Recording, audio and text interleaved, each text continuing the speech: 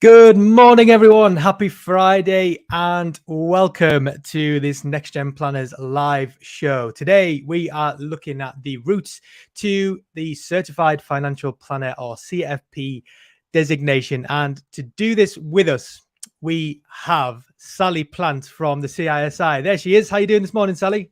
Good. It's Friday, so that's always a good start to the day, isn't it? It is indeed. It is. And yeah, it's lovely to have you here. Thank you so much for joining us. It's been great working with you guys at the CISI for the last few months and last couple of years, actually, on this kind of stuff.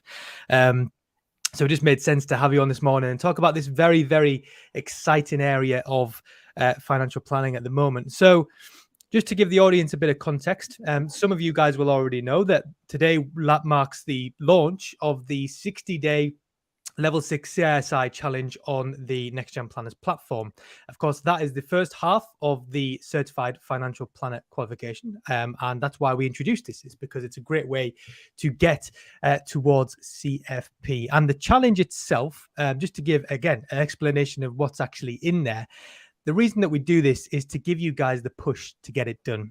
As me and Sally will talk about in this interview, we all know that it's probably not one of the easiest qualifications out there to get. It's very prestigious and it's a real success story and something you should be really proud of to get it. So inside that level 6 challenge, what we offer you guys is, of course, you get training and support towards the level 6 certificate in financial planning from the CISI, which we'll talk about with Sally in a second.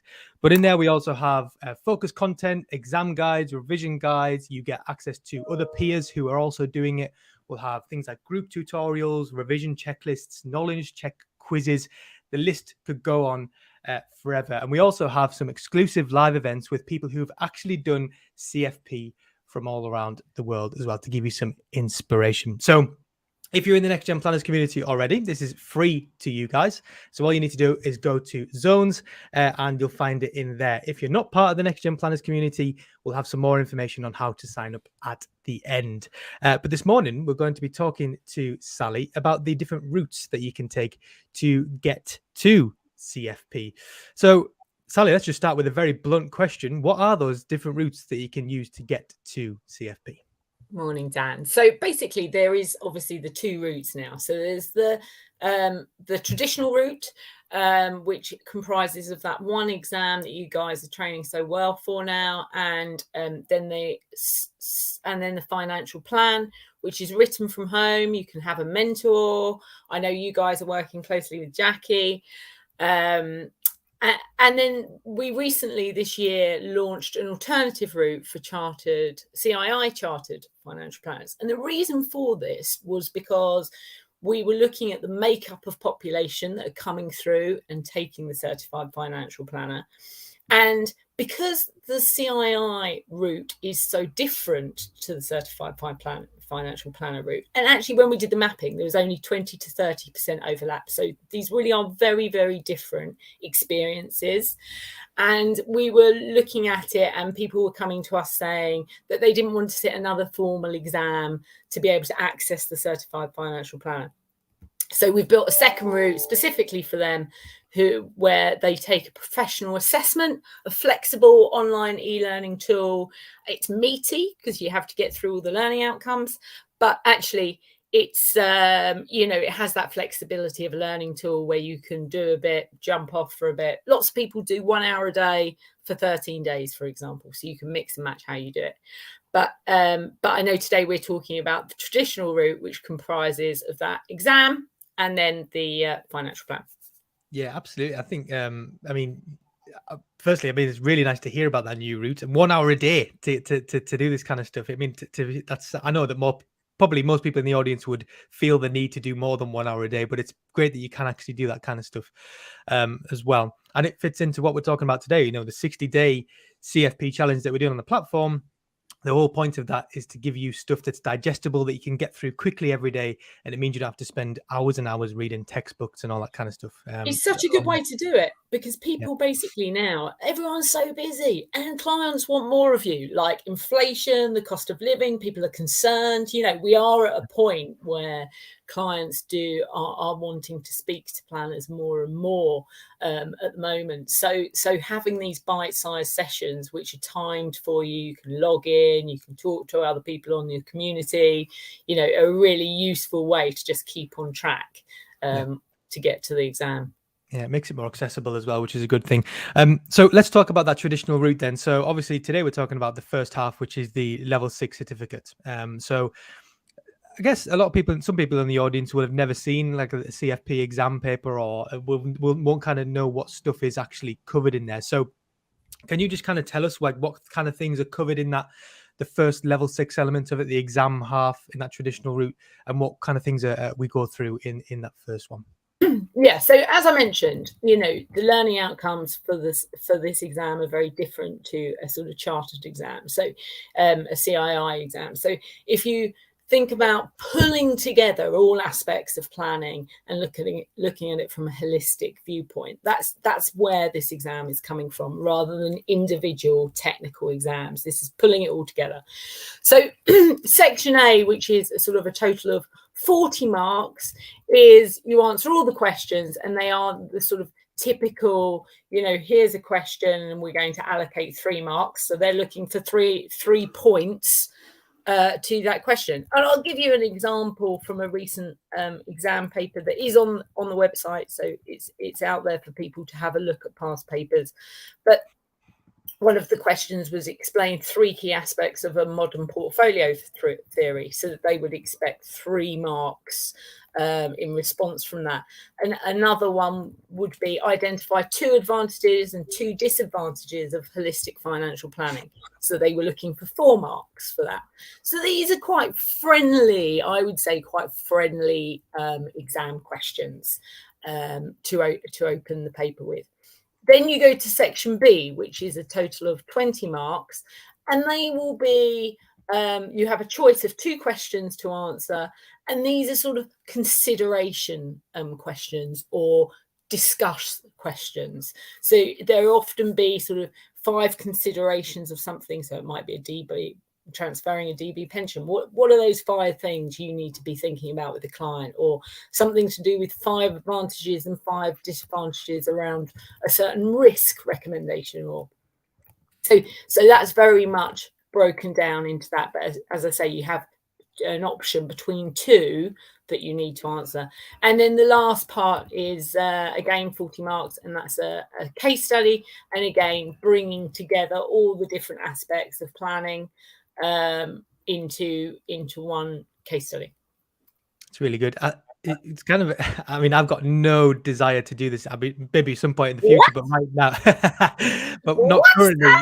I'm not thinking of doing it. But like listening to those questions and hearing what's covered, I'm like, oh God, I want to answer that, and I want to do that, and I want to do that. It's like, so like when you see exam questions for the first time, you're sometimes a bit like, how am I going to answer this? But then when you actually hear them like that in a friendly manner, it sounds really, really good. It's really about getting your head in the zone. I think the certified financial planner, lots of people call it their light bulb moment, and I've actually pinched that phrase off a member because I think it's a good one, because you're bringing everything together, and that's how you have to approach it. So it's sort of like a mindset, of not looking at anything in isolation and thinking about how you look at things holistically, and the questions are very much in that vein.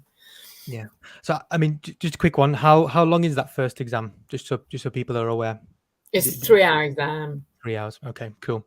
Let's talk about the CFP a little bit more in general. So, how are the numbers looking for CFP? I mean, pretty much I spend a lot of the day on Twitter and LinkedIn and stuff like that, and pretty much everyone I come across now has CFP after their name. It seems like, anyways. Maybe I'll just surround myself with the right people.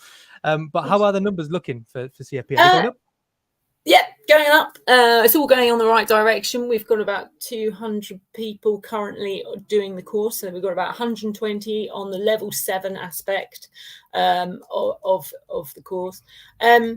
But yeah, it's growing. It's on an upward trajectory. It's not, I'm fairly transparent, as you know, about these things, Dan. It had a tricky couple of years, but we've done lots of things to change that. But what is really nice at the moment is you've got those loyalists that have always stayed with us, that really value the certified financial planner and see it as really giving them their stamp within the profession. You know, when you meet other planners and they've got the CFP, you know they are delivering good planning and they have been through a rigorous process to upskill themselves to that level. So you've got these amazing people that people look up to, like your Warren Shoots and your Justin Kings and those guys that are still banging the drum and really delivering their sort of, you know, today's aspiration in a way, and today's icons.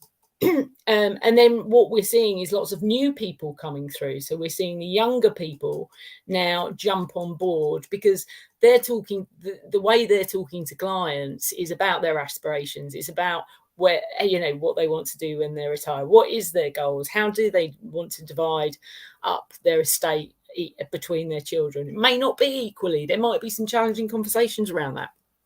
And that's where the CFP really helps planners to look at those impacts and risks and pull that stuff together. So it's really nice. What we're actually seeing is not just growth, but growth from a younger population of people as well.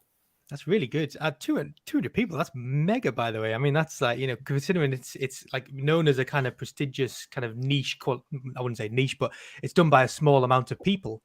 200 people going through at the moment is huge. So that's really good figures.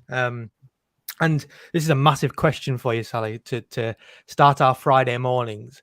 But for anyone who's thinking about going for CFP, so this might be some people in the audience who are kind of deliberating whether they should or not. What would your advice be to those on people who are thinking about going down the CFP route? Well, of course, I'm going to say do it. That's the first thing I'm going to say. But the reason I say that is, look, obviously we've now got the chartered designation as well.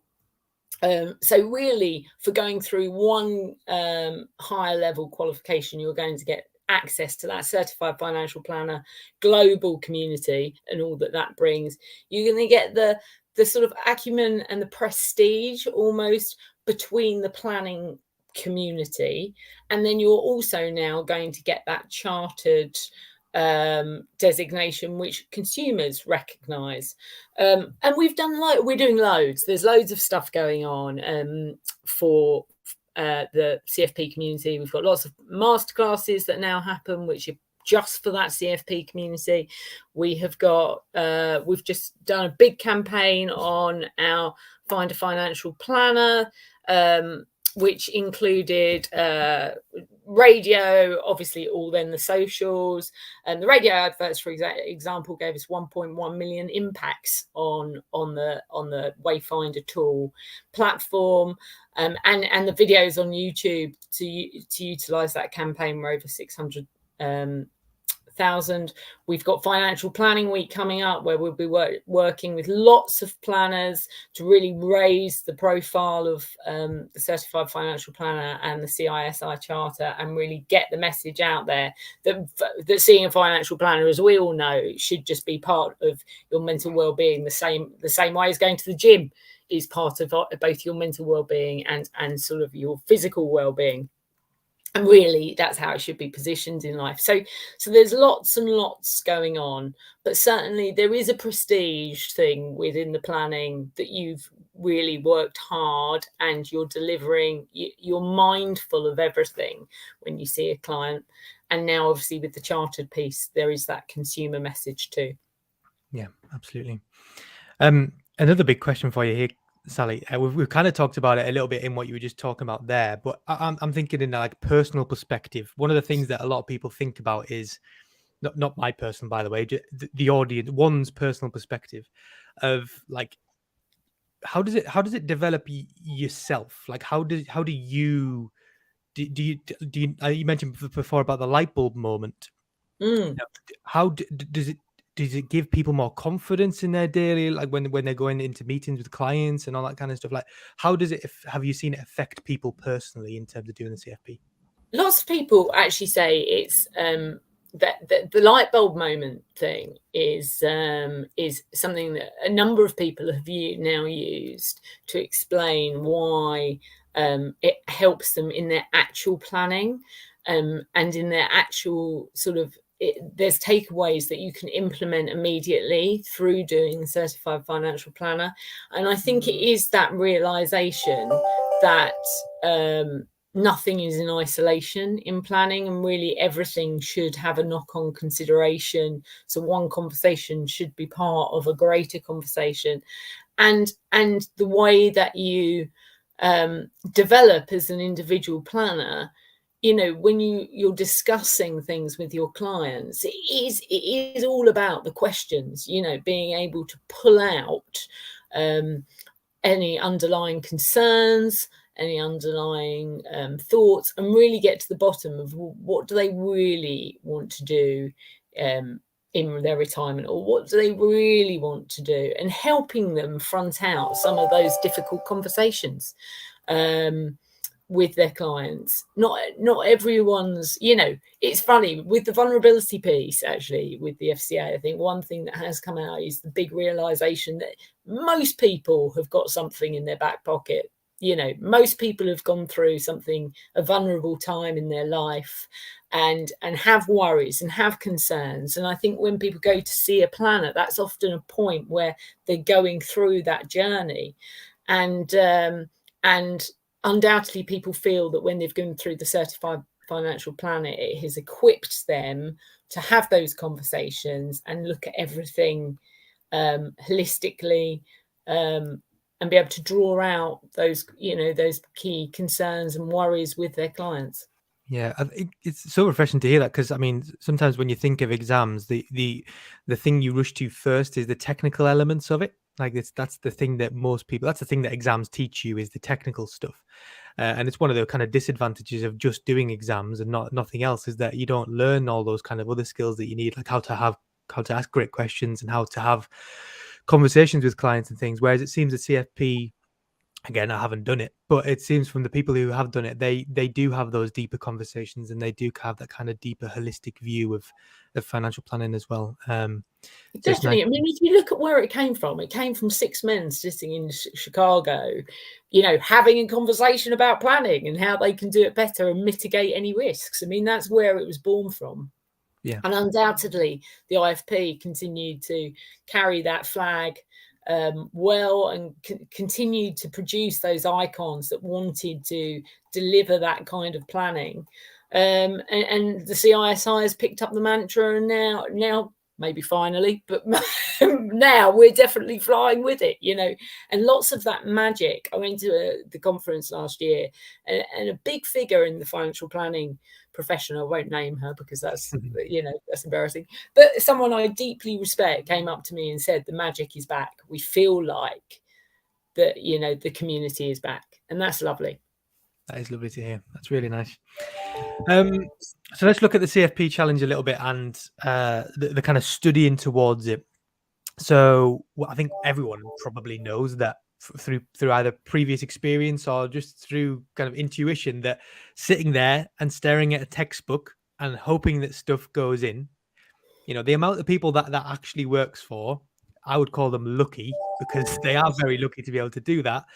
But it doesn't work for most people. We know we need a more kind of active learning style. And what you mentioned before about the 1 hour a day for 13 days thing, that sounds brilliant. What do you think is the best way to actually work towards the let's just take the level 6 first. What do you think the best way is to actually to learn towards that? I mean, everyone learns differently, right? That's why it's so important that you have A levels, you have BTECs, you have diplomas, you have a breadth of different ways that people can learn and be tested. For this, undoubtedly, I would say it's the repetition. It's the little bite-sized bits daily. Keep going over it. Keep testing yourself.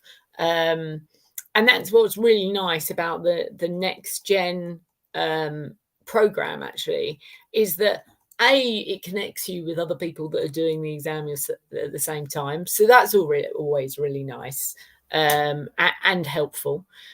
Secondly, there's obviously lots of support, but there's checklists. So it's not just about, as you say, you looking through a book and trying to revise it. It's about those constant, have you really understood it, and can you test yourself on that? So I think that's sort of perfect, really. bite-sized learning, doing the questions, practice questions, chatting with people about the content, because that's another way of just making sure when you speak something, you really know if you know it. So I think that's another way of really making sure that it's sunk in. Yeah, that's a really good way to put it. If you speak something, you know that you know it. I mean, that perhaps doesn't apply to everything else in our lives, but it's certainly when it comes to exams, I think that's a really good way to put it. It's a nice way to think about it. It's really good. And we know that, I mean, the level 6, a lot of people say, you know, in comparison to the case studies half of the CFP in that traditional route, the level 6 feels like a bit of a breeze to many people. Not everyone, you know, it's tough exam still. But the whole qualification is known, as we've been talking about, is very, very kind of, it does test you, and it does put you through your paces. And that can make people feel a bit daunted by this. You know, it can put them off. It can make them feel a little bit scared of it. What would you say to them? Like, what would you say? What advice would you give them to kind of get over those feelings and just push through and actually do it? Basically, look around you and look at the people that have got the CFP and ask them for their thoughts and whether it was worth it. I don't know any CFP that said it's not been worth a bit of pain to get there. And actually, the level 6 exam is a great place to start, because whilst it is a level 6 and it's a long exam, there are definitely elements in there that planners will be very comfortable with because they are planning. So it's not a trick exam. It's not unbelievably technical. This is about deepening your knowledge and ensuring you have knowledge on stuff you're talking about every day with your clients. So it's a really good place to start. Look, the financial plan is meaty, but we've put in a lot of things in place to help people. Actually, for example, they used to have different assessors. Now you have the same assessor. So when you put your financial plan in, and the pass rate for the first people going through has gone up a bit. But it's the second go where people usually now get through, and actually now you get the feedback from the same assessor. You're not then having someone else look at it afterwards. You know, you hand in your financial plan, you submit it, you have an assessor review it, and then they send you feedback. A bit like a suitability letter, or certainly my suitability letters, and get a bit of feedback, and then if you know, and then you amend your plan, and then that plan goes back to the same person. That's quite a big change, and one that actually is giving many people comfort because they know it's the same eyes again. Secondly, use a mentor. You know, get help. No one's saying you need to do the financial plan totally on your own. We talk about it being a practical experience. You know, we'd hope no planner would make a recommendation if they weren't sure without talking to someone about it. So I know obviously your guys are going to use Jackie. She's wonderful. She's a great human being as well. So that's really nice. Great personality. So you know, there is support there. There's lots of sample papers. Read the sample papers before you start your plans. You've got an idea of how to frame it and what you're looking to do. And there's also a free access to CISI professional refreshers, which are sort of some mini 1-hour online tools. And again, we say to people, before you do the plan, there's about 5 of those that are really useful to go and do. So probably go and do them. You know, because they're only an hour, they're not even an hour, I think they're 45 minutes roughly, you can get through those. And they do help in certain aspects of the plan. So really it's about, I think, accepting the help that's out there, you know, the professional refreshers from us, the help from you to get you to a point where you're going to sail through. That's it. Yeah. Good stuff. No, it's not. I think one of the best things I saw was when I think it might have been the first cohort of the level 6, the 60-day challenge people, and after the exam they all went for a drink afterwards, and they all took I think they took a selfie lovely. In the bar or something. It was brilliant, you know, because they've been through one of the toughest things that they're going to go through in their lives, professionally, anyways. And you know, they all went out afterwards, and they'd made good friends and stuff like that. It was lovely to see. So I think when you said there about, you know, going through it, you don't go through it on your own. There's no need to. There's plenty of people out there who are in the same position as you. Final question for you, Sally, just before we go this morning. I'm going to merge. We had 2 questions planned for this, so I'm going to merge them together. So obviously, I think it was June, you guys launched the Chartered Fellow program. I don't know if I've called it, if you would call it a program, whatever you want to call it. But that's been introduced to CISI membership. There we go. Recently. But like alongside that, what else is going on at CISI? It seems like a very exciting place to be at the moment. What other exciting things, including that, are going on at the CISI at the moment? Well, there's lots in the financial planning space. I've also just taken over the education department, which I'm really excited about. So we have an educational trust that helps fund some activities in schools and universities. So I've got some big ideas that I will be taking to them in the coming months to work with promoting financial planning and other elements of financial services into schools and universities as a career, and therefore by doing that, obviously raising the profile of, well, what is financial planning and what is financial literacy, and sort of hoping that flows from it. So there's lots going to be happening and coming out in that space. We've obviously got, we had the Sellout Administrator series that was like, bang, gone. So we're running another one of those in September. We've got the main conference. We've got Change. Hope everyone's coming to Change, which is going to be really exciting. And so pleased we're going to be working with organisations like 10,000 Black Interns and Into University. Into University is an amazing organisation. Charity, helps guide young people into university, not so much financing them, but people who would never have thought of going to university, you know, have come from a background where people just don't go to university, and so they don't talk about the opportunities coming from it, or apprenticeships. So it's going to be great to be working with them, and we've got about 9 universities already signed up to bring some graduates who are keen to get into financial planning. So that should be a really, really good day. So lots going on, you know, and it's going to be a very exciting year this year.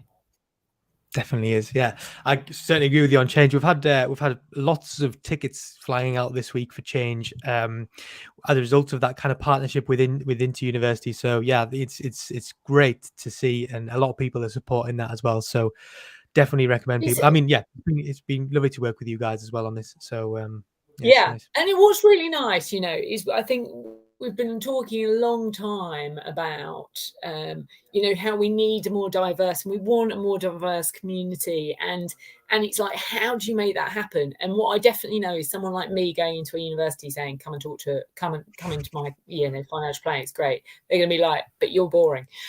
What we need is, you know, them to come live it and feel it. And that's what Change is about. So hopefully we'll get loads of planners there.